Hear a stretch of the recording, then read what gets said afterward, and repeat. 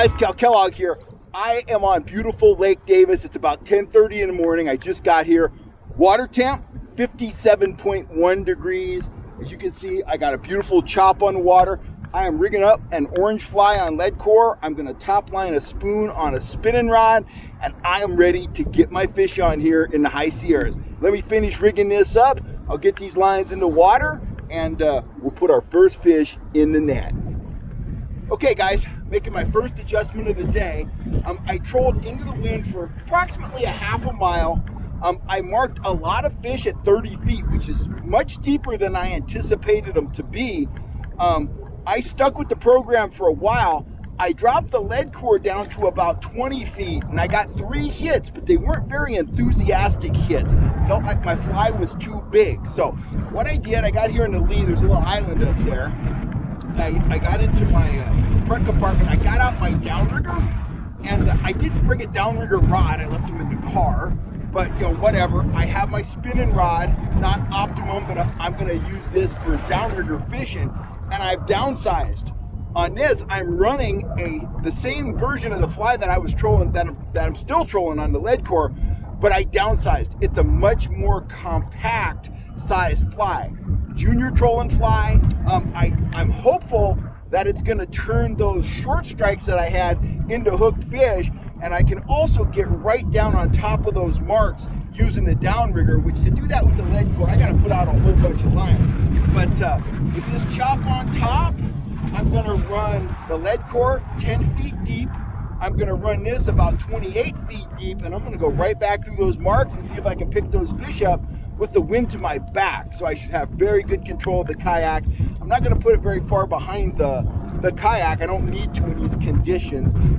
So anyway, that's the plan. I'm gonna get up speed here, get out where the fish are, and we'll dump this spinning rod down to about 28 feet deep, and we'll see if we can turn those marks into fish in the net.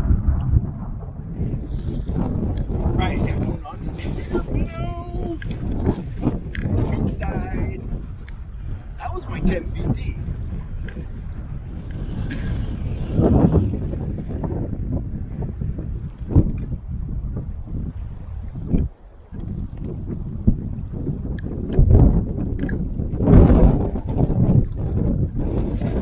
Nice fish.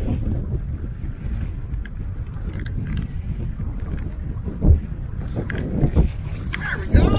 Ah, little chunk. That was a quick release.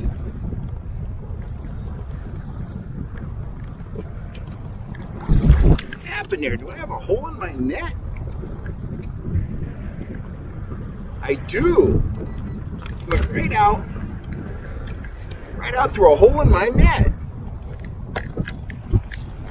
Hey, darn. Right there. Huh. Got a couple holes in my net. I got one right there. Okay. It's like I need a new net. Oh, there's a big hole in my net. There's where you escaped from, right there. Huh. Well, that's no good. Wow. I was not aware of that.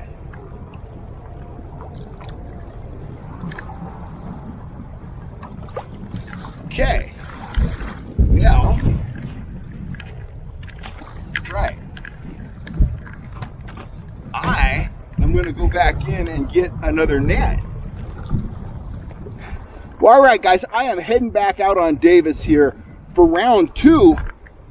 I had a bunch of hits, hooked a bunch of fish this morning, but as I kind of got through with that session, it was like one of those Bill Dance bloopers tapes. I could have made a blooper tape right there.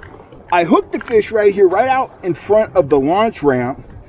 When I brought that fish over and netted it, I found out my net was just full of holes. I've had that net for years. I just used it. It was fine. But for whatever reason, I had a catastrophic net failure. So I went in, I got a new net. Got a brand new net here that's never been used before. I just got to remember not to drop it in the water because it doesn't have a tether on it and I don't want to lose it. So there was that. when I was out there trolling, I kept getting hit on the downrigger, but I wasn't hooking the fish. And Wes texted me and says, "What's going on?" I says, "Man, I don't know. I'm missing a bunch of fish." Well, of course, I didn't reel in and check the fly. When I did reel in and check the fly right before I went in to get the new net, I found out that the fly was wrapped around the leader funny, and they couldn't get to the hook point, which kind of makes it tough to hook them. So there was that. I got that straightened out. I got a real downrigger rod now. And I decided, well, I'm taking a break. I'm going to have a banana, blah, blah, blah. I think I'll put a quart of oil in my truck. So I did. I got everything out, got my funnel out, opened the oil. And I got most of the oil in the engine. But I got to tell you, that was the sloppiest oil pouring I've ever done in my life. I guess I was excited because I got it on the outside of the funnel, side of the engine, all over my hands. Had to get pine needles and wipe my hands off. Just a total mess. So, you're regrouped. We got a net that works. We got a fly that works. We got a fish shallow on the trigger minnow. That fish was about 6 feet deep, the one that fell through the net. So, we are ready for action. Without further ado, I'm going to get out here. The wind's backing off just a little bit, it looks like, and I'm going to troll right back up through all those marks I saw this morning, and we'll see if we can't land some of these fish this afternoon. It is 1:02, so it's 1:02. We got 3 or 4 hours more to fish, so time to turn this adventure around and start showing those trout that I mean business. Fish on. Right there. Woohoo! That didn't take long. That is on that orange fly. Oh, I already like this a lot better than that spinning rod. That spinning rod, that action was too fast. Got to have that little bit of cushion there. Especially this fly, junior trolling fly, it's got small hooks. So hopefully, fingers crossed, land this fish. That would be awesome.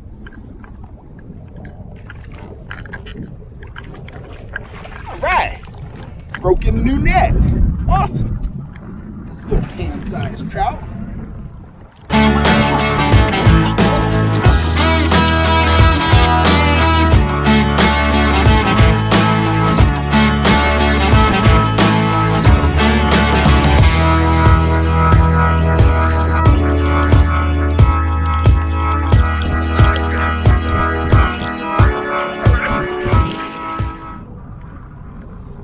Go. Nice little fish. Get him back in the water. Get him on his way.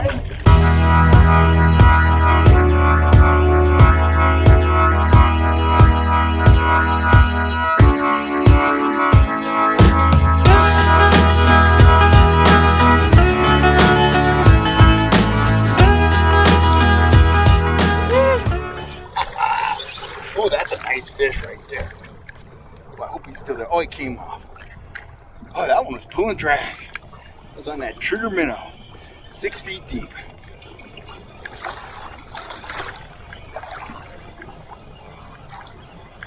Bet he messed that minnow up.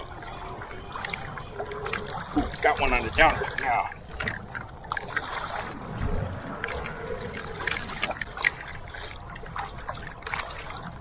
That almost counts as a double, I think. Ooh, that was a nice fish on that lead core rod, though. I don't think the drag's that loose. I'll have to check it. He was pulling drag, and this guy right here has just got me buried. Wow.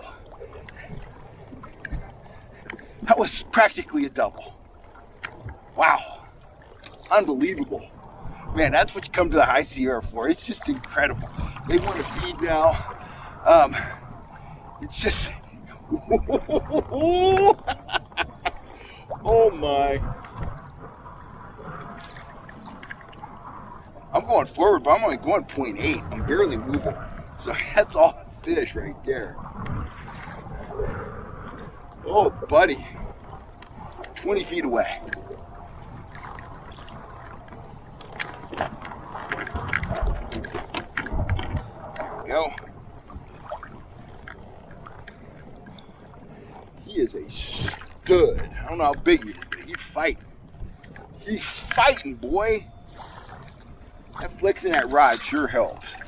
At least makes me feel better about landing him. That spinning rod's action was a little too fast action for me. Oh, this is a big fish. this is a big fish. Oh, he's nice. He's a nice fish. Oh, come on. Come on, baby. Oh, this is a stud. Oh, he's smoking my reel. This is a stud, guys. This is a fish of the day so far. Oh my. Come on, baby. Come on, baby. You gotta be tired.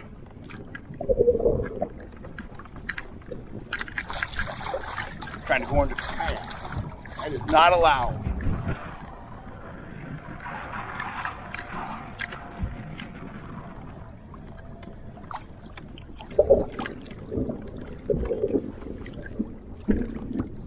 Oh, dang it, he's got the downrigger. So tired. Now he's running. He's off the wire. Oh my gosh. Oh, this is a fish, guys. Oh my.